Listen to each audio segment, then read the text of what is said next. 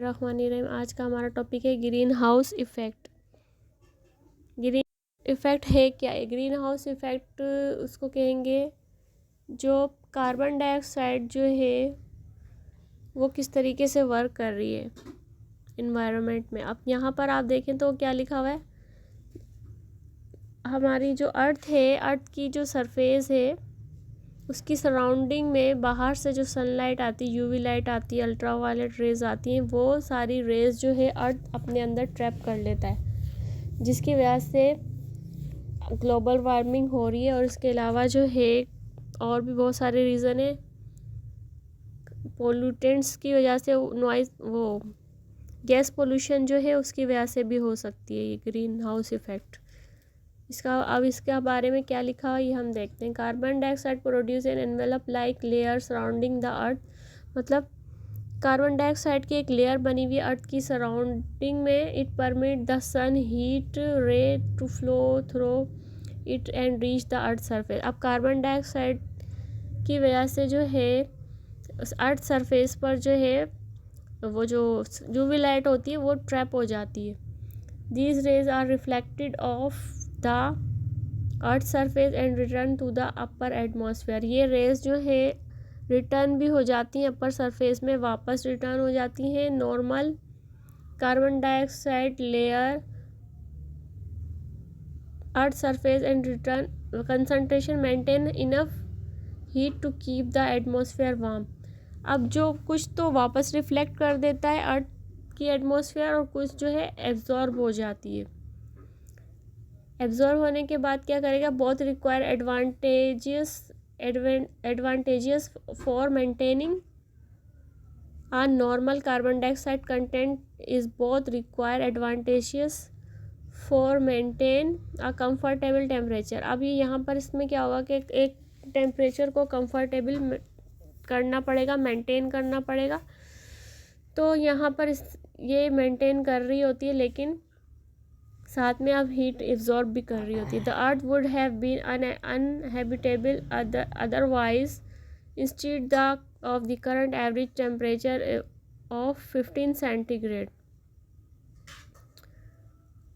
Temperature would be around 20 centigrade. Carbon dioxide is not contaminant of the atmosphere, rather necessary gas for plant. अब plant के लिए बहुत important है carbon dioxide, just as oxygen is for mammals. अब plant के life के लिए carbon dioxide का होना ज़रूरी है, और मेमल्स जिस तरीके से मेमल्स के लिए ऑक्सीजन का होना ज़रूरी है। एनिमल जो है कंज्यूम करते हैं ऑक्सीजन को जब वो ब्रीथिंग कर रहे होते हैं, और इमिट करते हैं कार्बन डाइऑक्साइड। ये हमें सब पता है, हम पहले भी देख चुके हैं, पढ़ चुके हैं। और यहाँ पर हमारे पास अगर आप देखें तो ये इक्वेशन जो एक बनी हुई है, ये फ्लो चार्ट, तो ये हमारे पास देख लें, ग्लूकोज जो है यहाँ पर लिखा हुआ है, और साथ में हमारे पास 6 जो है क्या है, ऑक्सीजन के मॉलिक्यूल।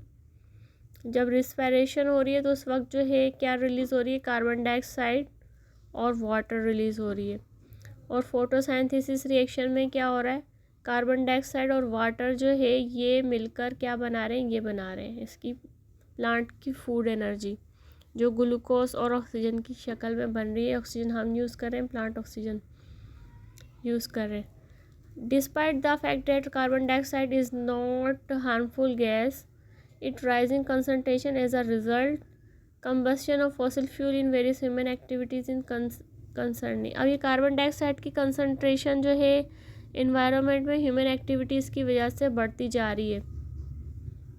और carbon dioxide in the atmosphere work as green glass wall. अच्छा, कार्बन डाइऑक्साइड जो है उसके लिए क्या कर रहे हैं, वो वर्क कैसे कर रही है। अब हमारे पास इसकी एक एग्जाम्पल है, मैं अभी दिखाऊंगी लास्ट में। यहाँ पे क्या कह रहे हैं कि यूवी लाइट जो है, यूवी लाइट और अल्ट्रा वायलेट रेडिएशन जो है ये पास होकर आ रही हैं, but not the other way आर अराउंड। Some of the infrared rays of the earth is trap by it. जैसे कि अर्थ जो है अपने अंदर ट्रैप कर लेता है ये सनलाइट जो आ रही है इसको, इंफ्रारेड रेस को कुछ रिफ्लेक्ट कर लेता है और कुछ अपने अंदर एब्जॉर्ब कर लेता है। उसकी वजह से ही इन्वायरमेंट जो है हॉट रहता है। As a result higher carbon dioxide concentration absorb infrared radiation generated by the अर्थ।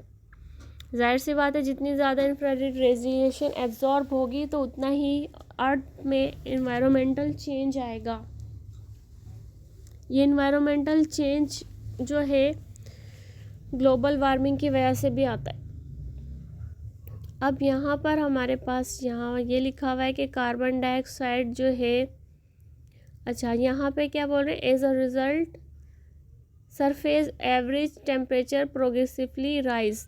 जैसे ही कार्बन डाइऑक्साइड की कंसंट्रेशन बढ़ेगी तो उसके नतीजे में ग्रीन हाउस इफ़ेक्ट होगा, जिसको ग्रीन हाउस इफेक्ट कहते हैं। The quantity of the greater that heat trapping और वार्मिंग, मतलब हीट ट्रैपिंग होना या वार्मिंग होना, ये हमारा ग्रीन हाउस इफेक्ट ही कहलाता है। ग्रेटर अमाउंट कंसंट्रेशन होगी उतना इंक्रीज़ होगा temperature. Primary green house is the in the atmosphere are water vapour, carbon dioxide, nitrogen oxide and ozone. Last में मैं और भी कुछ बताने वाली हूँ।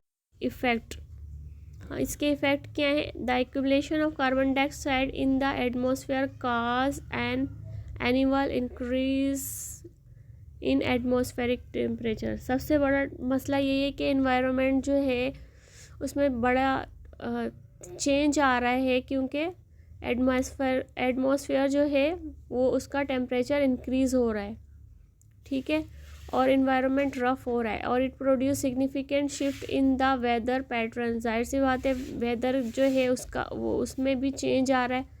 बारिशें बहुत ज़्यादा होने लग गई ग्लोबल वार्मिंग की वजह से। इट मेल्ट ग्लेशियर, इसका सबसे बड़ा इफेक्ट ये भी हो रहा है कि ग्लेशियर मेल्ट होना शुरू हो गए स्नो कैप से, increasing the dangers of flooding. इसी वजह से जो है फ्लडिंग होना शुरू हो गई है, और साइक्लोन, ट्रॉपिकल साइक्लोन वगैरह भी आ जाते हैं। और साथ में क्या बोल रहे हैं, as the sea level rise. जाहिर सी बात है, सी लेवल जब आइस कैप जो है वो मेल्ट होंगे, ग्लेशियर मेल्ट होंगे, तो सी लेवल तो बढ़ेगा। Low lying region are more likely to be submerge, rendering previously populous place uninhabitated. तो जाहिर सी बात है, फिर सी लेवल बढ़ेगा तो उससे भी इन्वायरमेंटल चेंज आएगा, उसकी वजह से भी फ्लड वगैरह आएंगे, साइक्लोन होंगे, ग्लोबल वार्मिंग होगी। ये सब चीज़ें मिलकर ही इन्वायरमेंट को नुकसान। हमें पता है कि हमारा जो अर्थ, दूसरे सर जो है हमारे प्लेनेट जो है, कोई हॉट है कोई कोल्ड है, लेकिन हमारा जो इन्वायरमेंट अर्थ है इसका टेम्परेचर स्टेबल है, इसका स्टेबल टेम्परेचर है। और अगर अर्थ की बात करें तो अर्थ की सराउंडिंग में बहुत सारी जो है लेयर बनी हुई है, थिन लेयर बनी हुई है गैसेस की, और थिन ब्लैंकेट पहनी हुई है पूरी एयर ने। लेकिन ये ब्लैंकेट जो एयर की है इसमें मिक्सचर ऑफ गैसेस हैं। जैसे कि अभी मैंने आपको बताया था कि सनलाइट जो है अर्थ पर जब आकर पड़ रही है तो इसकी वजह से अब जो है थोड़ा सा हीटअप होना शुरू हो गया, क्योंकि ओजोन लेयर भी इसी वजह से ख़राब हो रही है, कार्बन डाइऑक्साइड और दूसरी गैसेस की वजह से। तो जैसे कि अभी हमने देखा कि यहाँ पर इंफ्रारेड रेज जो है विजिबल, यूवी लाइट वगैरह जो आ रही है एटमॉस्फेयर, यहाँ पर आप देखें ये अपर वाली लेयर, उसके बाद अर्थ शुरू हो रहा है, बीच में हमारे पास ओजोन लेयर है। तो ओजोन लेयर जो है क्या कर रही है, यूवी लाइट, ये देखें यूवी लाइट को ट्रैप कर रही है, रिफ्लेक्ट कर रही है, जबकि विजिबल रेज और इंफ्रारेड रेज जो है अर्थ पर पड़ रही हैं तो अर्थ को क्या कर रही हैं, हॉट कर रही हैं। और उसके अलावा जो है ग्रीन हाउस बनाए जाते हैं जिसमें प्लांट्स वगैरह को रखा जाता है। यहाँ पर क्या होता है, सनलाइट जब इस पर, ये ग्लास की बनी हुई बिल्डिंग है, इसमें सनलाइट जब पड़ती है तो ये अपने अंदर जो है हीट ट्रैप कर लेती है, जिसकी वजह से इन्वायरमेंट बाहर का जो प्लांट्स के लिए जो बाहर का इन्वायरमेंट है और अंदर का इन्वायरमेंट में चेंज होता है, क्योंकि यहाँ पर जो है हीट एब्जॉर्ब कर लेता है ये green house sunlight passing through glass roof, जैसे कि अभी हमने देखा कि ग्रीन लाइट्स जो है सनलाइट पास हो जाती है, प्लांट्स जो हैं फिर अपनी ग्रोथ करते हैं क्योंकि उनको जैसा एनवायरनमेंट चाहिए तो वो उनको मिल जाता है, हीट ट्रैप कर लेता है ये इसकी वॉल जो है ग्लास की जो बनी हुई है। और साथ साथ जो है जब उसने हीट ट्रैप की ये पूरा हॉट हो जाता है और साथ में जो है इसकी सॉइल भी हॉट हो जाती है, तो इससे भी जो है इसे भी ग्रीन हाउस इफ़ेक्ट के लिए बहुत बेनिफिशियल है ये